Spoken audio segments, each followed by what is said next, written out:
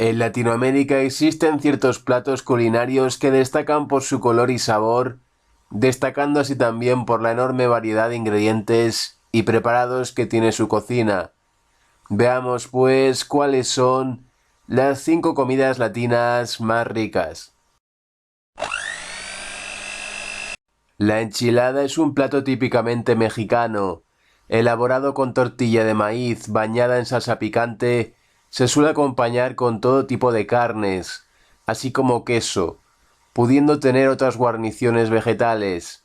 Consta de diferentes versiones según el país donde se cocine, situándose entre las comidas más populares del continente. El churrasco es una comida originaria de España, siendo muy popular en Argentina. También muy cocinado en Uruguay o Paraguay, es un trozo delgado de carne vacuna que se caracteriza por ser preparado en una plancha a las brasas. Acompañado con todo tipo de panes o vegetales, está considerado entre los platos más ricos de Latinoamérica. Arroz con pollo es una comida típica de todos los países de habla hispana. Con variaciones regionales según el país, se prepara como su nombre indica con arroz y pollo, junto con todo tipo de verduras, así como con especies como laurel, tomillo o ajo.